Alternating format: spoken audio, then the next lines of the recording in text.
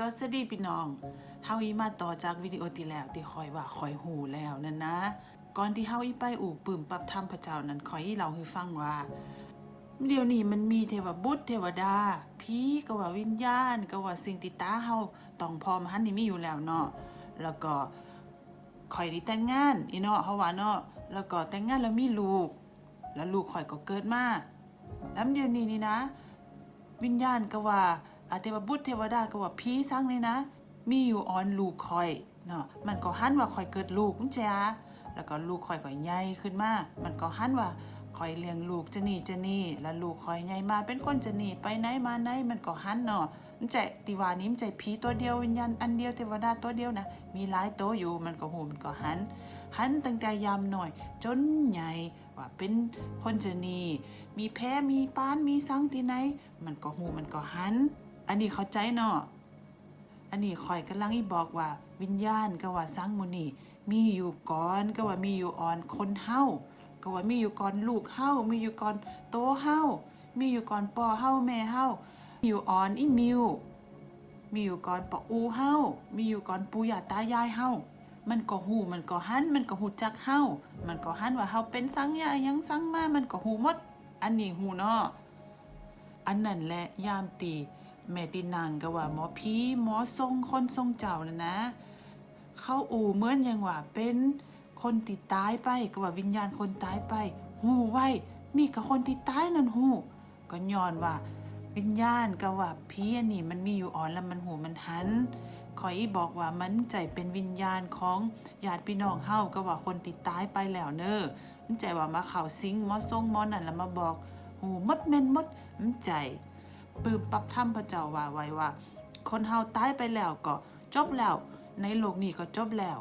มันได้มีอิสระมันได้มีเสรีภาพตายแล้วก็วิญญาณมีแล้วก็อีไปแอลไปที่ไหนก็ได้มันใจเนอ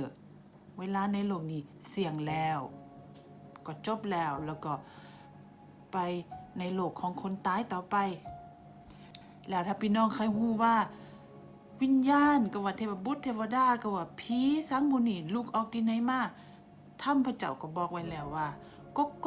เก่าๆยามที่โลกนี้ยังมีสังเตอพระเจ้าได้สร้างเทวบุตรเทวดาก็ว่าทูตของสวรรค์เนาะพระเจ้าสร้างไว้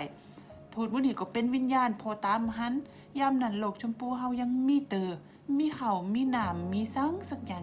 เทวบุตรเทวดาก็ว่าทูตสวรรค์วิญญาณมุนีก็มจะกินเขาพระเจ้าสร้างเขามาเพื่อรับใจพระเจ้าเขาก็ยกย่องนมัสการพระเจ้าดีกุโตที่พระเจ้าสร้างแปลงเขานั่นแล้วก็เทวดาก็ว่าทูตสวรรค์วิญญาณมุนีก็มจะกินมันใจดื่มใจดอยเขาดอยน้ำสังย้อนว่าโลกชมพูนี่ยังมีแล้วก็มันก็มใจเป็นกุนยิ่งก็ว่าก้นจ้ายก็ว่าเกิดลูกแถมใจ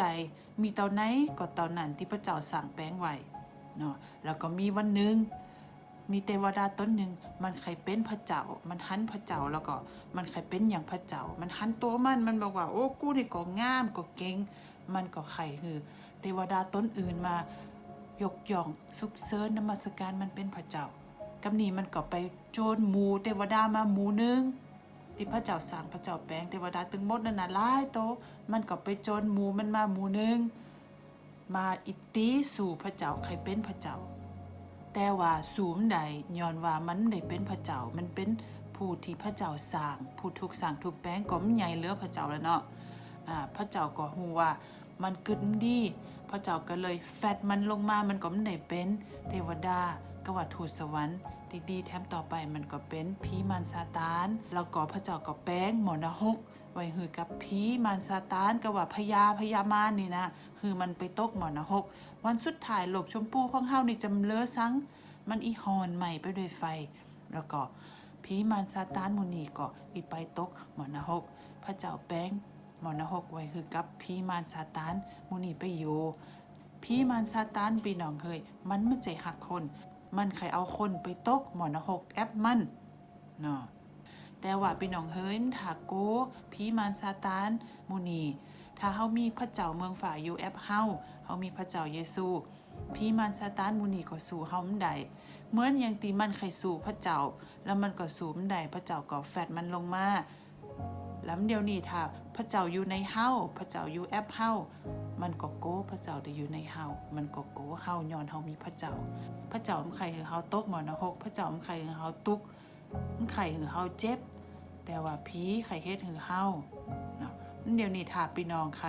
ฮู้จักพระเจ้าเติมแถมใครฮู้จักพระเจ้าที่ฮักคนพระเจ้ามาช่วยคนพี่น้องก็อู่กับเฮาได้เน้อ